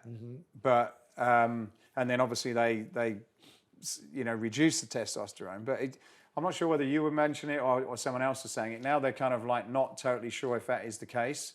Whether, sometimes, if you've got high testosterone, that isn't the cause of prostate. What do you know about that? Well, what they found a couple of years ago was that the prostate gland has a finite ability to accept testosterone. In other words, the prostate is set up to accept the normal amount of testosterone that circulates in the body. If you take more than that, let's say you were taking steroids, even if you have massive amounts of steroids, of course, are basically synthetic forms of testosterone. Even if you're taking massive amounts of anabolic steroids, and you have which consequently will produce massive amounts of testosterone in your blood, it's not going to get into the prostate. Because if it did, if you think about it, every bodybuilder, all these pros would all have prostate cancer. Secondarily, who produces the most testosterone? When does testosterone peak in men? Age 19. If testosterone really direct cause of prostate cancer, every man 19 should be getting prostate cancer within a year or two. It doesn't happen. They have the lowest rates of prostate cancer. So, in other words, what they found conversely, and this is rather surprising, is that the men who are most at risk for prostate cancer have 2 problems. One is a genetic risk. That's the first main risk. If you have a father, grandfather, you definitely are at a higher risk for prostate cancer. Yeah, I do. So, unfortunately, black men, for some reason, have a higher risk for prostate cancer. Now, the other thing is that if you have consistently, I'm talking years of low testosterone, you are at a higher risk for prostate. Just the opposite of what doctors say. Because they suppress it when you have it. They basically cut it off, don't they? Right, exactly. But the thing is, that's because once you already have let's say a tumor in the prostate, the testosterone might stimulate. That's why they suppress it. But when they suppress testosterone with testosterone suppression therapy used in the treatment of prostate cancer, it's sad. The only word I can think of, it's pathetic. About 80% of the men wind up getting cardiovascular disease with long-term testosterone suppression. So they block one thing and they kill you with something else. It's sad. I'm not laughing. I don't think it's funny at all. I think it's pathetic that they have to treat, prostate cancer by giving you a drug that's going to give you cardiovascular disease by knocking out every bit of your testosterone. It's not a good idea. So, but low testosterone, in fact, the whole idea that testosterone causes prostate cancer stemmed from one study in 1941 that had only 2 subjects. First of all, that's not scientific. Any scientist will tell you, you can't make a basis of a science construct based on 2 subjects. You have to have thousands, not 2. But this what they did is one of the guys was castrated, so he had low testosterone, and he apparently had the beginnings of a prostate cancer. They gave him, apparently, I don't know how, something happened where he took testosterone, and it stimulated his cancer. Remember, he already had a cancer. He had a tumor going. He had what they call a precancer. It's called intraepithelial neoplasia. That's an early form of prostate cancer, which every man gets. Every man gets. There's a saying in medicine: every man who lives to 80 or so gets prostate cancer, but they usually die of something else. Right, yeah, I heard that. You might have heard that, cardiovascular disease or something else. It's just an abnormal cells that, it has to do with cell replication, cell senescence. The cells don't replicate right, so you get these abnormal cells. And they could turn into prostate cancer. This is what this guy had. They gave him some testosterone. He got full-blown prostate cancer. Conclusion of study: testosterone causes prostate cancer. But they didn't take into account that he had already a tumor in there. So yes, if you give a person with low testosterone, if you suddenly introduce testosterone, there's a chance, if he already has the neoplasia in there, he has to have that, then you could stimulate prostate cancer.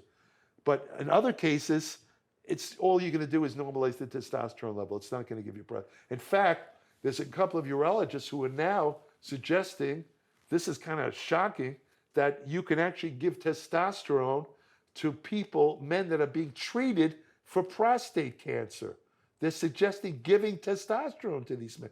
That would some urologist makes their head explode with it, because they've been taught for years that you do the opposite. You block testosterone.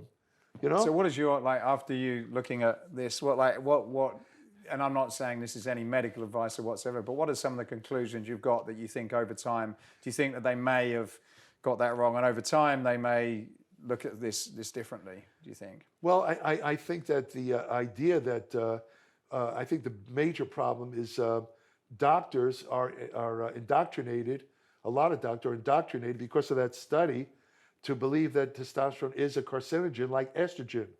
Estrogen is a carcinogen. Testosterone is not. There's no evidence that testosterone causes cancer. Well, there is for estrogen. So they're hesitant to give men who need testosterone, who are clinically deficient, as shown by those 3 testosterone tests. They won't give it to them. I went to a doctor years ago, I'll tell you a quick story. I had taken a testosterone booster myself. This was sent to me by a guy who said, Jerry, it'll raise your testosterone. I was about 45 at the time. He says, it'll raise your testosterone, no side effects.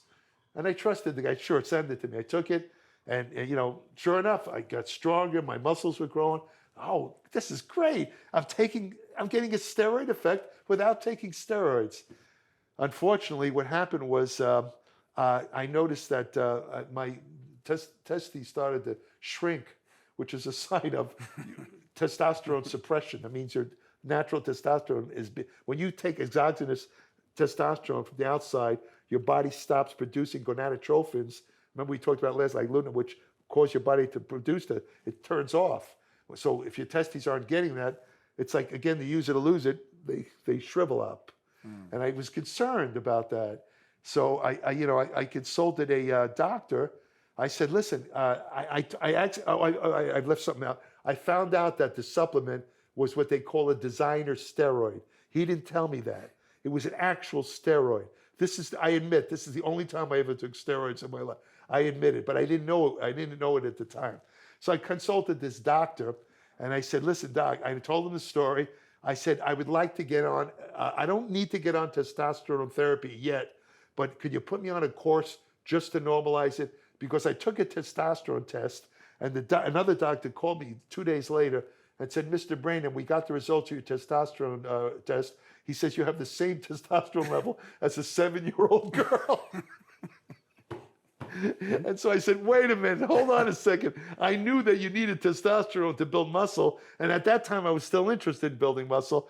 So I met with this doctor. I said, look, could you put me on at least a temporary course of just to get it going again, He says, he looks at me, he says, I wouldn't put my father on testosterone if he showed no testosterone. He said it just like that. I said, why? He said, Don't you know it causes prostate cancer? And even back then, I knew that was false. The studies that I mentioned earlier about, how the prostate have a finite, they were just coming out at that time. I said, you're wrong. He said, he goes like this. He says, really? He says, I went to Stanford Medical School. Which medical school did you go to? That's what he said, exact words. I said, okay, good enough. I'll tell you what. Are you a betting man? And he looks at me. I said, I'll tell you what. I will bet you 10,000. Bring a witness in. I'll bet you $10,000. I'll bring in a box of research showing you're wrong. And he just looked at me and walked out of the room and slammed the door. That's what you're dealing with some doctors. I tell that story to show. In other words, men, this is the problem. Some men who really need testosterone replacement therapy aren't going to get it because it's a prevailing notion that testosterone causes prostate cancer. It does not. However, if you're, again, starting out, let's say you've had low testosterone for years, you do have to be very closely monitored because, if you have that interest, that neoplasia effect, you could possibly get prostate. So yes, if you're going to get on testosterone therapy and you've been low on testosterone for a number of years, you have to be very closely monitored just to be safe. Yeah. So there's a lot of information and a lot of research that you're doing all the time. You've got a fantastic newsletter. Yeah. Just for those of you who don't know about it, can you tell us a little bit about what you do? Sure. I don't like to call it, the original name was Applied Metabolics Newsletter. And I freely admit, I wasn't thinking, I wasn't thinking clearly when I gave it that name. The Applied Metabolics is fine because that basically tells you what it does. It gives you, it's the application of practical metabolics. In other words, it gives you techniques related to nutrition, exercise, and health that you could use in your daily life that'll really save you a lot of money on supplements, improve your exercise efficiency, help you lose body fat, maybe possibly slow the aging, all that stuff. It's all practical. I don't like to call it a newsletter because most newsletters I've seen are like these 2 pages, pieces of crap that don't give you any information, or they're always free, and they have to be free because they're not worth a dime. I wouldn't put them under a bird cage. All right, maybe that's a little mean. I shouldn't say that because I probably insulted about 100 guys if I say. In other words, they don't give you any practical information. So I just call it now Applied Metabolics. It's like 30 to 50 pages every month. I always warn people, it's very in-depth. In other words, I do a tremendous amount of research when I write these articles. I cover the waterfront. It's great. Any person who wants to know everything about any particular subject without having to have an extensive science background. See, I wrote for magazines for years. I know how to write for the public. I write on a 6th grade reading level. I'm not saying that I write for mentally retarded people. What I'm saying is that I write in simple English. You don't have to have a medical dictionary to understand, and people could use it right away. It's literally life-changing. It's even changed my life. And the thing is, what's interesting is every time I research for this publication, I learn stuff myself. I actually learn, and I always say, no matter what your level of education, no matter how many PhDs, MDs, if you read Applied Metabolics, I guarantee you will learn something. I guarantee it. Even a lot of the things we discussed today, a lot of these so-called health professionals have no idea. I guarantee it. I promise you, they have no idea of what we were talking about. But this is the kind of stuff I impart to the public, in Applied Metabolics. It's not expensive. And I said it would be worth $30 or $40 a month, but you're giving it away. Yeah, it's $10 a month. I mean, I've kept the price. I've had it now. It's going on its 9th year. I've never raised the price. Everything around me has gone up. In other words, the price of maintaining the website, everything, you name it, has gone up considerably, as you know. Everybody knows with the economy, it affects me too. Everything has gone up, but I've tried to maintain that price because I want to get as many readers as possible because I think it would help a large number of people. Yeah. I really do. It's a great publication, and it is really, for what work goes into it, is an absolute steal for anyone that's interested in a lot of the sort of thing we've talked about today. I mean, I've had people, some people can't have canceled, and I was curious. When I first started the newsletter, I would write to them, I'd email them and said, could you tell me why you canceled? I want to possibly, if I'm making a mistake, I want to improve the publication. Every time it was always the same answer. I canceled, it's great, I love it, best information I've ever seen. I just don't have time to read it.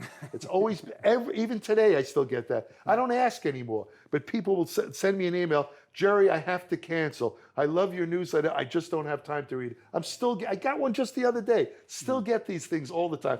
And it just boggles my mind because who says you have to read it in one sitting? I mean, you don't have to read 40 pages in one sitting. You could, there's a program in Microsoft, or whatever it's called, the operating system, where you could actually have it read to you. You don't even have to read it. And I say, learning, they've discovered years ago, if you really want to learn something that's really intensive, it's best to learn it in chunks. In other words, don't try and memorize a bunch of stuff. Just do it a little bit at a time, and you'll get better retention. That's probably the way. That's the way you probably should read Applied Metabolics. But it's, again, if you have a super short attention span, if like reading 2 sentences makes you cross-eyed, save your money. It's probably not for you. But... Not for you. No. All right. Yeah. Well, Jerry, thank you very much.